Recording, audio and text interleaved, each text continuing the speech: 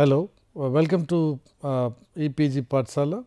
This is the production of coursework for architecture for postgraduate students. And this particular course, like we will be discussing on biomimicry of second level as part of sustainable and green building design. Learning objective for this particular level will be discussing on analogies between nature and technology. So, how do we link the nature and technology?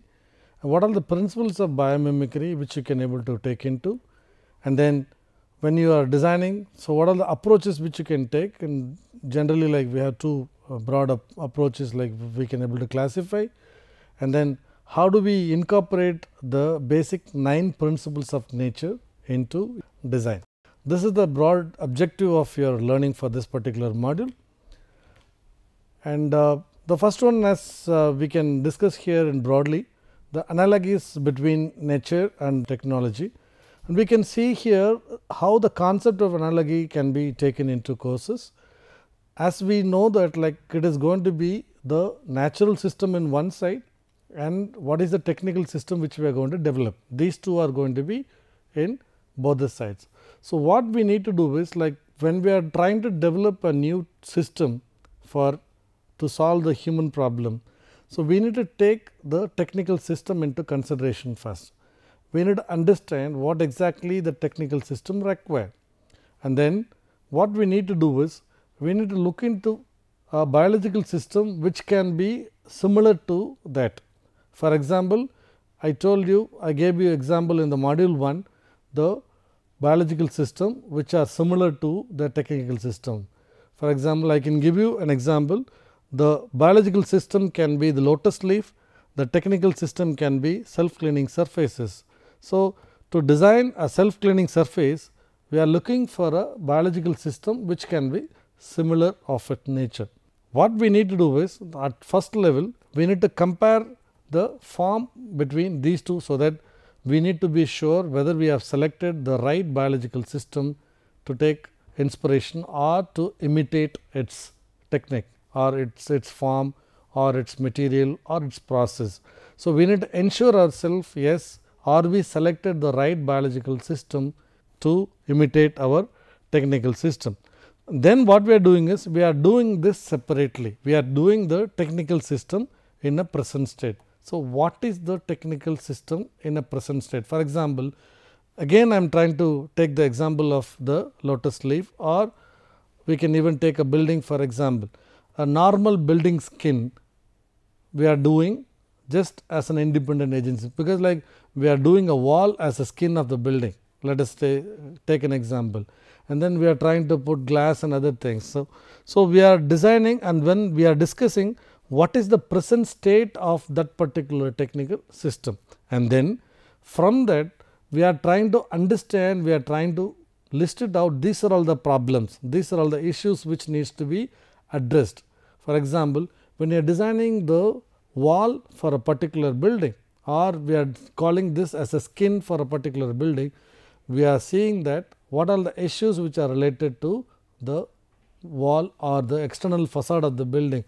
One is that like the aesthetics, second one is like the energy efficiency, third one is like how do you let in the light without any heat. So, all those things like are considered, or we are trying to list it out, these requirements which can give you the catalog for development. So, that will give you what is the present state, and then how this can be, what are the problems which can be addressed. So, that will give you the broad picture of the technical system.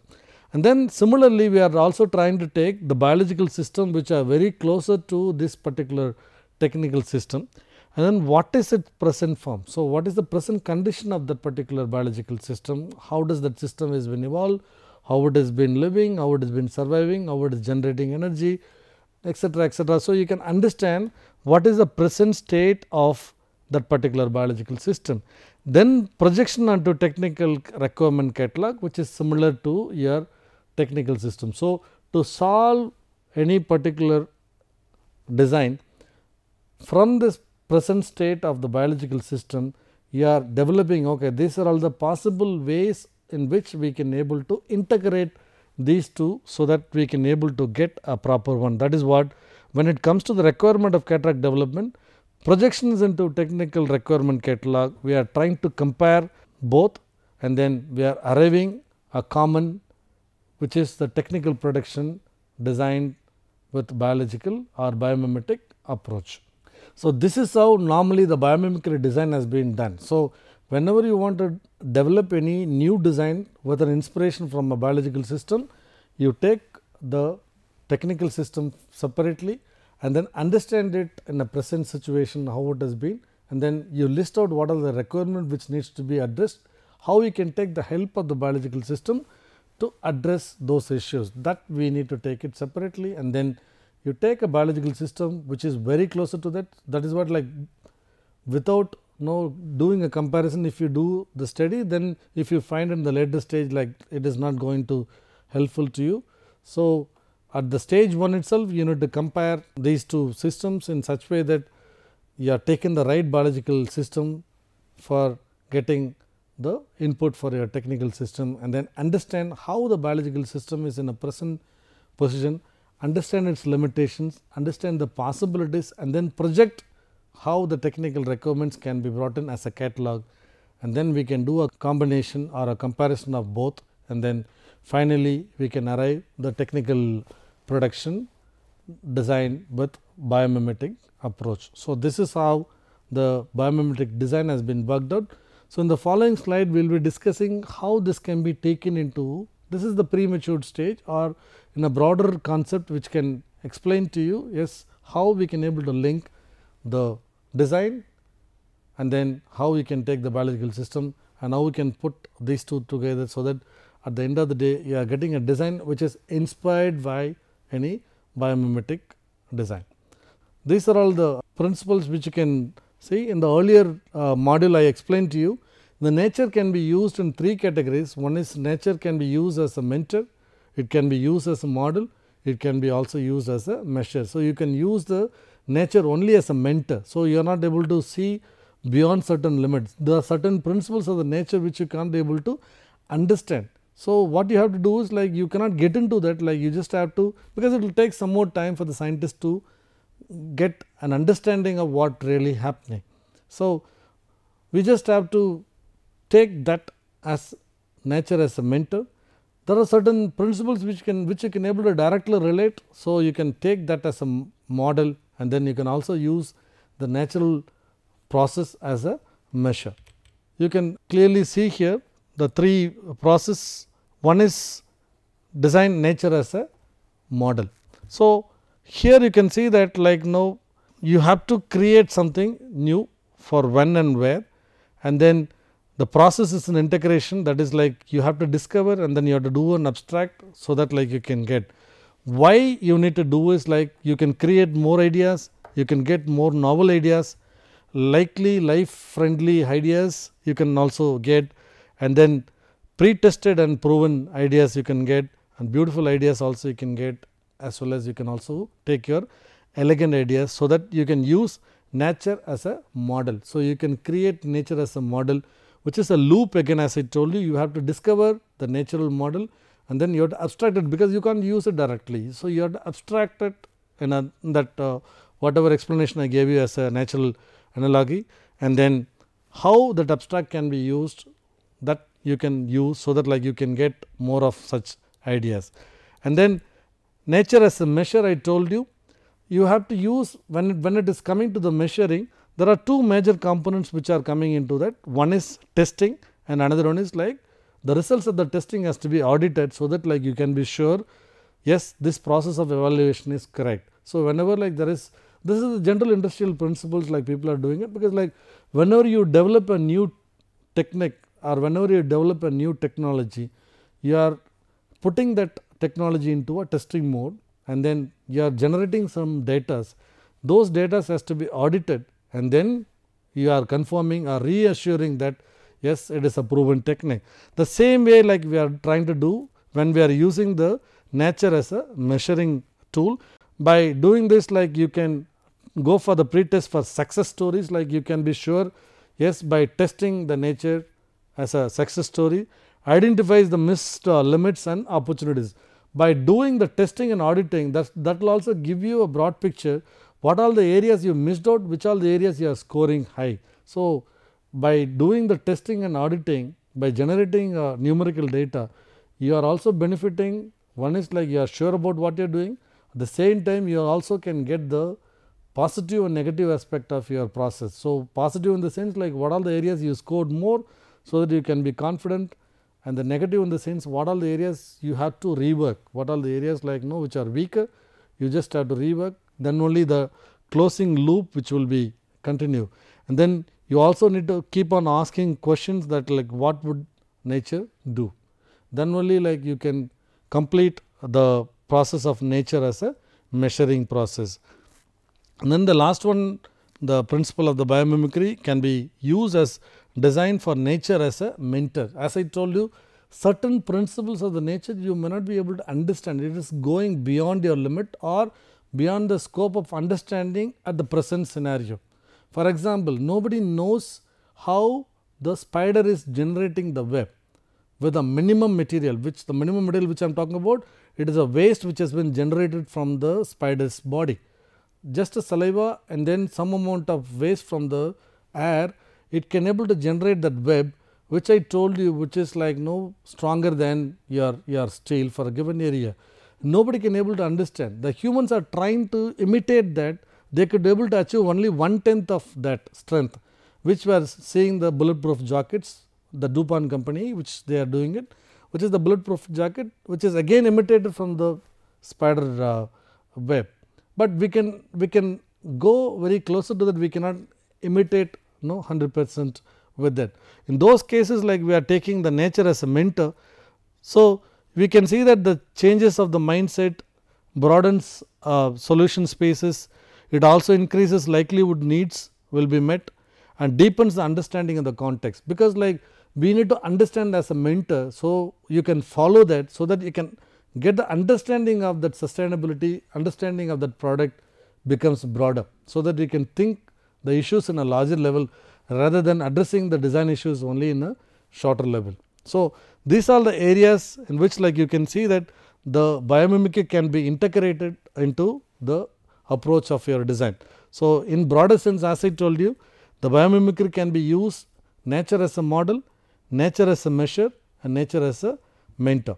These are the three broader principles, and we can see that nature as a mentor, as I told you, certain principles like you can see here the images, certain images which is beyond your knowledge. So, or it may take some more time for the scientist to understand certain things. So, we are using the nature as a mentor in some of those areas. Nature as a model, as I told you, only the processing system like probably you can use nature as a model. And then this is the honeybee hives. See that the hexagonal structures used the least material to create the lattice of cells with the minimal surfaces, large surface area and the largest possible volume. Because when we look at this nature as a measure, the honeybees are spending half of their life to generate the material to build the structure. If at all they are doing that, so they need to make sure which is the shape they can go, so that they can use the least material, so that they can spend the rest of the life for collecting the honeys, and which can be stored in this particular surface. So, they are ending up with this hexagonal form which can give them the least material for a given volume of spaces. So, whether the architects can follow that, whether the architects can use such things similar when they create their spaces, this is what the outcome of my thesis. So, I am using this as a tool to measure the efficiency of my design or the material which are used in my design products, and this can be broadly applied in building structural stability. We all know that the hexagonal forms are the best form for structural stability. Even today the structural engineers are calling the honeycomb structures, which can be used for the better stability of the structure and also minimizing the material. As I told you, the concept of this form, that hexagonal forms can minimize the material for a given volume of spaces. This can be used nature as a measure. So, apart from that, we can also see three basic principles of biomimicry, or which is in the biological sources how this can be brought in. The first one is life creates conditions conducive to life. So, we need to understand life automatically creates condition which is conducive to you. So, nobody can say that like the life is like no a struggle or whatever. So, all those conditions which are very conducive for you to live, because life adapts and evolves. So, the process I told you it's 2.8 billions of years, like the process which has been like adapts to the conditions, like the polar bear adapts its condition to the climate which is available in that area. The desert bees are adapting or the camels are adapting the condition to that particular area. So, life automatically adapts to that particular area and it evolves. So, this is the first principles in which like you can see that the life creates conditions conducive to life, as well as life adapts and evolves. So, you can also see here at this subject to the limit and boundaries. So, optimize rather than maximize. So, this is one of the conditions in which like you can able to see your life, because life automatically sees an optimization rather than maximization. You can see all those biological sources everywhere, you can see this optimization which has been effectively applied. Because of that optimization, they could be able to see the maximum process which can be used by the other people. So, multifunctional design fits form to the function, recycle all the materials, that comes broadly under this classification. And then the next one is the leverages of interdependencies. So, in natural system nothing is isolated, everything is interdependent, everything is a closed loop. So, we can also see that like how this can be brought in to your design, which is like fastest cooperative relationship. Only through cooperation you can able to get the relationship, because it's an interdependency which works out. And self organization, though we are saying it is interdependency, everything is a self organized entity. It can survive on its own, at the same time it also has to survive with its surrounding, with its ecology, with its bonding with its neighbors. So, those things are broadly classified here. You can see here earth is again water based. So, we all know that, and we can see that begin manufacturing, which is like life friendly materials. So, all those natural materials are life friendly materials. That is the reason why it could able to be recycled, it could able to be used, because the waste of one natural material is going to be the resource for another natural material. So, life friendly materials are only produced in nature. And then water based chemistry, again all those chemistry whatever the chemicals like which you are using in natural system are only water based chemistry, so that like it is harmless. And self assembly system, again because of the natural based, because of the water based chemistry, it is a self assembly. You do not require too much of heat and beat to, because in the artificial system what we are doing is, when we wanted to manufacture steel, like we are using too much of heat and too much of beating, and then we are wasting so much of energy and so much of material. So, in nature nothing like this happening, which is like the self assembly, which is not at all which is going to be very vital here.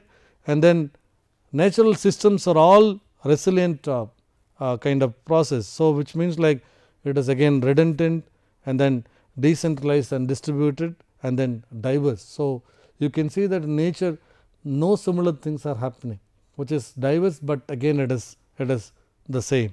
So, and then integrate cycling process, this is what I told you, the waste of one is going to be the resource for the next, which means like there is a process always like you have your cycle which is going to be integrated. So, that comes earth is a state of dynamic and non equilibrium. So, which integrates cross pollinations and mutation. So, all these things are happening, which means like it is going to be a complete cycle. Locally attuned and responsive. So, which means like certain things are designed only for that particular local areas, which means I told you the polar bear cannot survive in this area, it is tuned and designed only for that particular area. The species, the plants, everything has been designed only for the locally attuned, and it is going to respond. So, this is also been practiced in sustainable design, that whenever somebody is talking about any new material, whenever somebody is talking about any new landscape design, they are always suggesting that like give a local species so that it can survive. It requires the least maintenance, it will also merge with the environment, it does not require any special attention for that.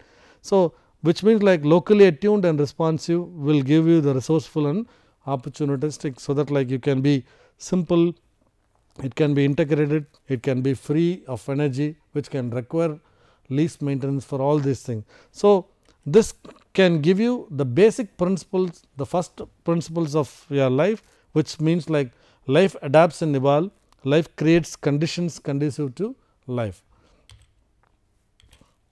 And then the next principle we can see here is life create conditions conducive to life. This I have explained to you broadly. Here we are talking about optimization rather than maximizing. So, always like you can see all these images like which are living in different conditions, which are different in size, which different requirements for survival. But all these things like you can see that like the basic principle which are working here is it is optimizing rather than the maximizing. It does not maximize, it is just optimizing all the resources, whatever resources they have, whatever whether their skin, their food, their environment or the surrounding, everything has been taken care of this word called optimizing rather than maximizing. Using multifunctional design, this is what like we keep on telling. In natural system, no component or none of the system is an isolated system which is meant only for one particular aspect. It is used for various aspects. That is what we are talking about, using multifunctional design, fitting form to the function again. Always like this Mies van der Rohe also did mention in his statement that form follows function. So, most of the architects or the designers are forgetting that they are trying to add so many things which are not at all required for that. But in natural system you are 100% sure that all the forms are related to the function. You can see that the giraffe or deer or whatever, entire the form is purely related to the function of that particular component, and then recycling all the material, which is the basis for the natural system. The difference between the natural system and the artificial system, natural system nothing goes as waste, an artificial system most of the things are waste. Natural system we are seeing optimization rather than maximizing, but it is the other way around in the artificial system. Because of that, what is happening, like you do not see that uniqueness, you are seeing everything similar, whereas in natural system, because the optimization process is happening, you can see that the leaves of a particular tree, everything may look similar, but it is different. Even the identical twins are not identical. The mother can able to clearly identify who is who. So, in nature if two things are similar, it is not nature, but in artificial if two things are not similar, then it is a rejected one. So, you can see the difference between these two. That gives you a clear picture that life creates conditions conducive to life, which is directly emphasizing the fact of optimization rather than maximizing. And then the locally attuned and responsive, this is what I told you, the human bone which is self healing, and this is what I told you, the desert beetle which can generate water in a dry air. So, we all knew that nothing happens, you do not even hear of the water in the desert area, but there are species which are survive in this cactus which survives in the desert, this kind of beetles which are survive only Namibian beetle, they call it as, this is survive only in the desert, because we know that like what is the amount of water which can be available in a desert area, but a plenty amount of air is available, but this particular species is generating water from the air so that it can survive. And this is what I told you, simple structure, it is not complicated. Nature it may look complicated, but it is simple, right.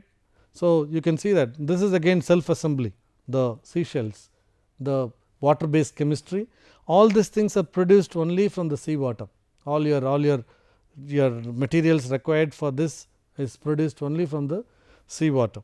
So, it is a water based chemistry which is again used as a self assembly, and you can also see here this calcium whatever is there in the human bone, which again used for self assembly and self healing. That is why the principle of the life which again applicable in this biomimicry, which is locally attuned and responsive. So, you do not require any external forces to come and help them. It automatically adjusts itself so that like it can survive for a longer time, right. So, all these things again will give you the third principle of life, which is called locally attuned and responsive.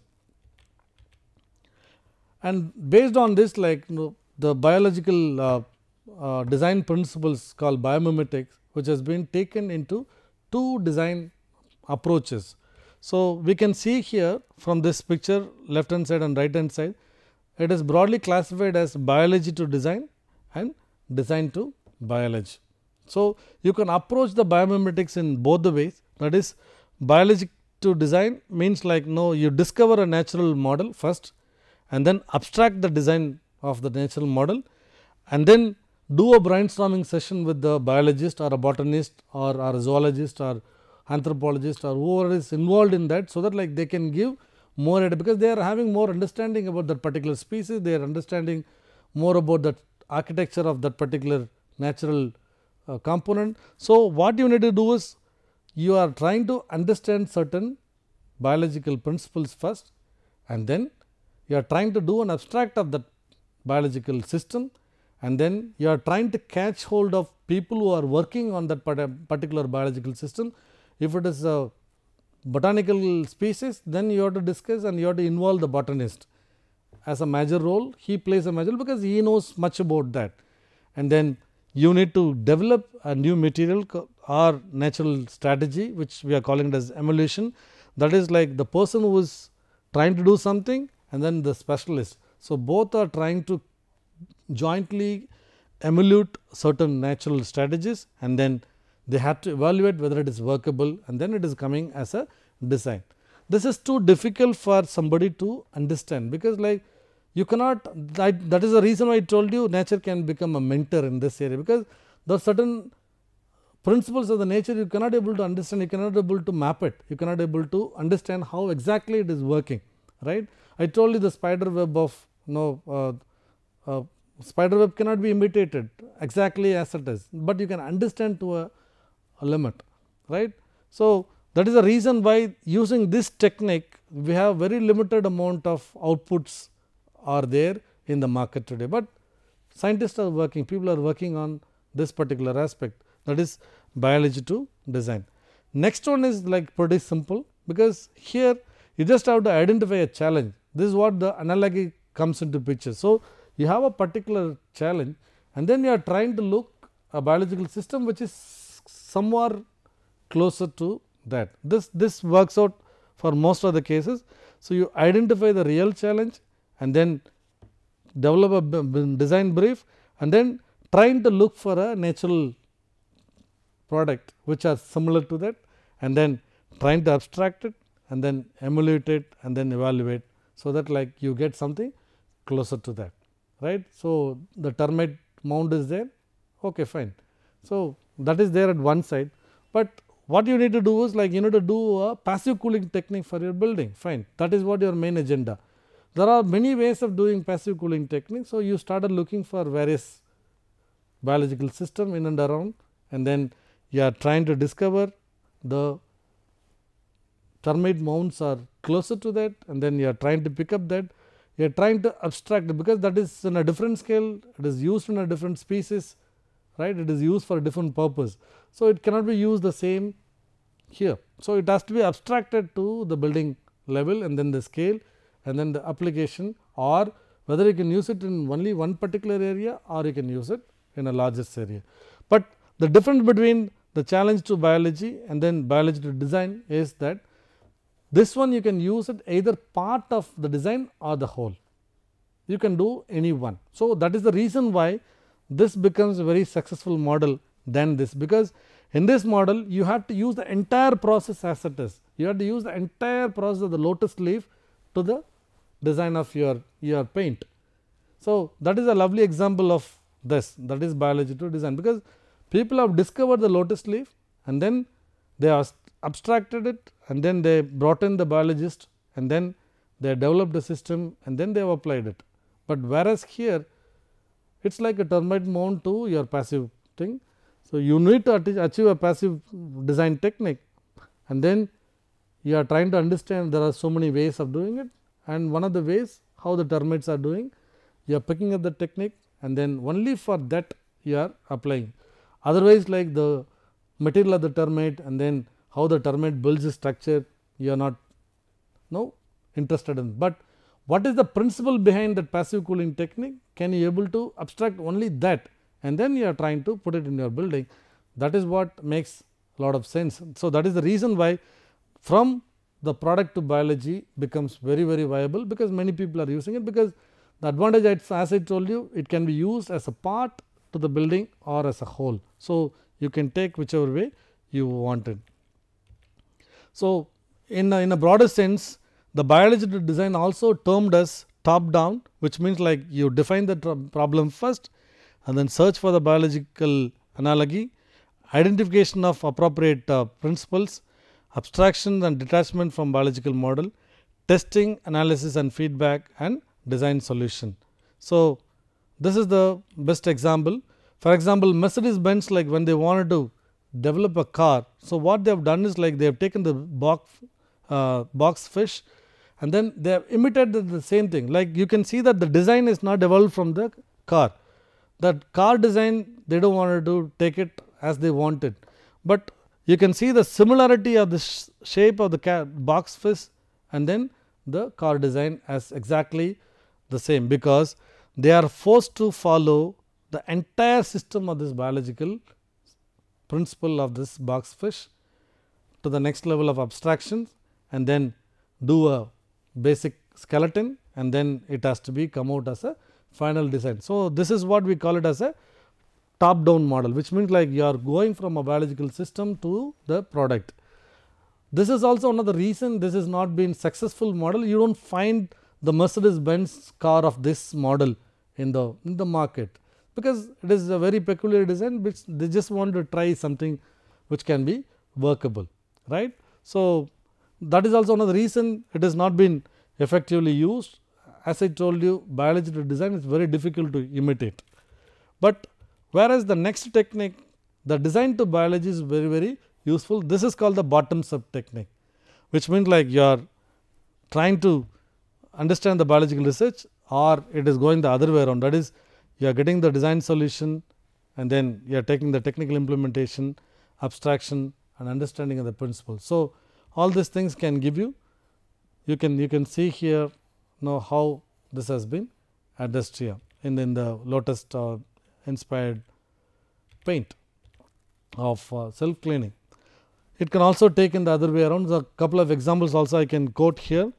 The walls that can breathe, which can be something similar to the human skin, because human skin, we know that like now human skin also can breathe, at the same time it can also adjust its condition according to the climate, because like you can also survive in a cold climate, you can also survive in a hot, you can also survive yourself into the rainy day. So, in a broader classification, you can see this is the human skin, and then the human skin model has been worked out with that same principle. They could able to get the skin of the building, which is like the external facade of the building, so that it can breathe, it can also function something similar to your normal skin. Exterior layer capable of preventing or filtering direct sunlight while allowing the airflow to pass. This is what like most of the people wanted. Most of the people wanted the air to flow into the building. So, you will have a larger opening. The moment you go for a larger opening, what will happen? You will also invite more amount of heat into it. But you don't want the heat to come into the building. At the same time, you wanted more amount of air to pass through, so that your building can survive with less amount of energy. So, that is what like has been worked out, taking inspiration from the human skin. So, the middle layer acts as a thermal insulation. So, you can see that the middle layer which acts as a thermal insulation layer, then it cools the air temperature by evaporative cooling and receives airflow, so that like you can take. In the sea, you can see that the internal layers aims at controlling the airflow. So, the human skin also control the airflow, because like sometime like in the cold climate, you need to control the airflow of air penetrating inside your skin, otherwise like you will be in trouble. So, that happens like automatically the human skin expands and then opens, depends upon the climate. Only one thing is it is cooling, second thing is that it is also filtering the amount of air which can come in. The same way the building skin also has been worked out here. Levels of the biomimicry. So, how you can apply the concept of the biomimicry here? The levels of the biomimicry here I am trying to mention here is the biomimicry can be applied in any design field in these three areas. One is the organism level, and another one is the behavior, another one is the ecosystem. So, what is the organism level the biomimicry can be applied, and then whether the biomimicry can be applied only with respect to the behavioral aspect of the biological sources, or it can't be a indigenous kind of effort, it has to be part of a ecosystem. So, are you going to combine these two into whether it is going to be an organism, behavior or ecosystem? If it is possible, you can link all these three things together, or you can also take this in a identical manner and you can also work out. And 5 additional sub levels also can be worked out, that is like in terms of the form, in terms of the material, in terms of construction, in terms of process, in terms of function. For example, in an organism level, how the form can be related, how the material can be related to the organism, how the construction can be related to the organism, how the process also can be linked with the organism, how the function also can be related to the organism. The same way, how the form is also related to the behavior of the biomimicry or the natural system, how the material is helping the behavioral aspect, how the construction is helping with respect to the behavioral aspect, how the process is helping with respect to the behavioral aspect, and how the function is helping with respect to the behavior. Similarly, how the form can help with respect to adjust itself as part of the ecosystem, as well as the material whether it is part of the ecosystem, so that the waste of one becomes the resource for the other, and then the construction. So, it can be mutually helping each other, it is part of the ecosystem, and then the process which is part of the ecosystem and function. So, whenever we design, we can take up this in 2 axes, that is in both x axis and y axis. The organism, like if you are working out separately, how the organism can be applied into the sub levels, that is with respect to the form, material, construction, process and function. So, while doing an abstraction of a natural system, this will be directly helpful for you to link and then to do the abstraction. So, that will be giving you a broad perspective how you can able to work the biomimicry for the abstraction of your building or any design process. So, the principles I told you, these 9 principles of the nature which should be applied to the design. So, here I am trying to emphasize a little more, because we know that nature is base for everything. So, everything we can take it from the nature can be taken as a model and can be taken as a measuring tool, it can be also used as a mentor. But whenever any designer or any product designer, whether it may be an architect or it may be a product designer or it may be a textile designer or it may be anyone who is trying to do a design, he has to check back what is the principle of the nature. Can you bring any of those principles? If possible, you can bring all those 9, or at least you should try to maximize the principles of the nature as part of your design process.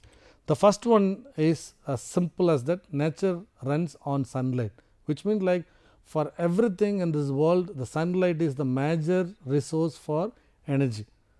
That nobody can deny that. So, you need to make sure the nature runs only on sunlight.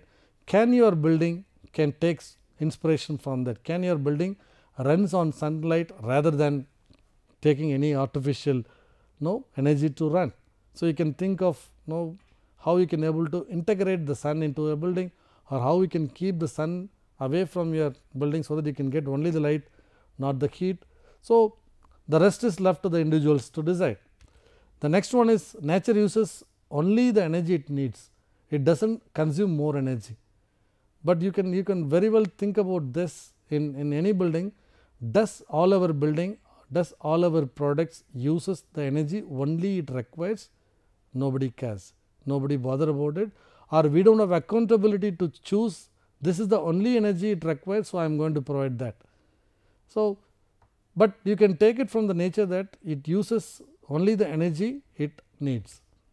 The next one is nature fits form to the function. You can see all the natural elements are directly related to the form and function, which is what Ms. Wonder again says that like form follows function, so that you can avoid all those unnecessary ornamentation, unnecessary kind of decorations and things like that. So, nature fits form to the function. So, all the natural components are directly related to the form and function. Nature recycles everything, nothing goes waste or nothing has been kept as away from the loop. So, you can see that in the nature everything is a loop, which means like everything has been recycled, it has been brought back to the mother earth, so that it is a continuous process.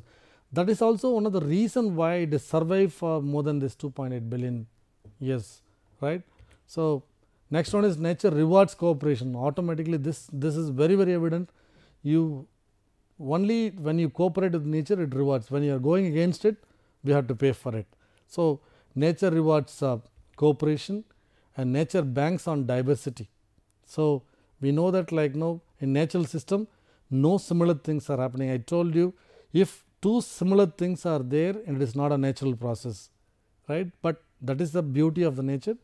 It banks on the diversity of its material, its survival, its process.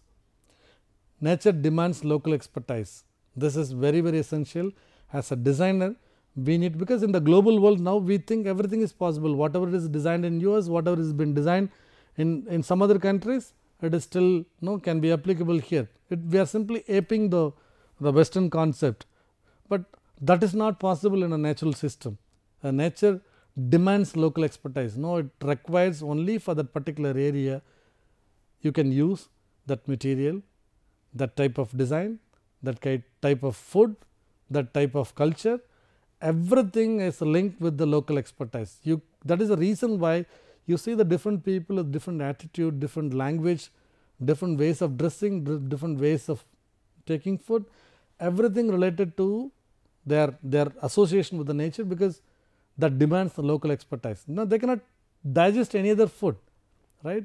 So, this is very evident, because like you have to go for this, that is like nature demands local expertise. So, you have to use what is contextual, what is related in that particular area, you need to link it. And then nature curbs excess from within. So, if you go against it, then you pay for it. So, nature curbs excess from within. So, these are all the 9 principles in which like you can the nature taps the power of limits. So, this is the last principle. So, you can understand that all these 9 principles of the nature, whether you can able to bring this in your design, possibly all the 9 principles, it will be great, but at least like we can keep in our mind that yes, these are all the basic principles in which nature is working. So, at the maximum level I can able to bring in certain aspects of that, if not all the 9 principles. So, then we are directly relating our design to sustainable, we are solving all our human problems into the biological principles. I would like to conclude whatever we have discussed so far here. The first one is like, what is the analogies between nature and technology? How do we look nature and technology as an isolation, then how we can able to combine these two, so that we can get the ideal design at the end of the day. And principles of the biomimicry, again as I told you, how the biomimicry can be used, the life principles can be used as a biomimicry. And then 2 design approaches, as I told you, one is like from biology to design, and another one is a design to biology. And levels of biology, like we say that what are the levels of biomimicry and sub levels of biomimicry, so that like you can have a matrix so that it can be worked out. And finally, how the 9 basic principles of the nature can be applied into your design, so that you can target yourself, you can set a target whether you can get all the 9 principles, or you can able to maximize what is the possible level which you can able to achieve in it. So, I'd like to thank you for your patience. And hope this will be useful to you.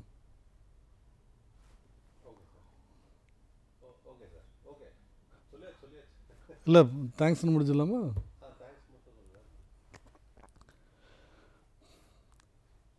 Thank you very much. So, we will discuss the further information in the module 3. Thank you.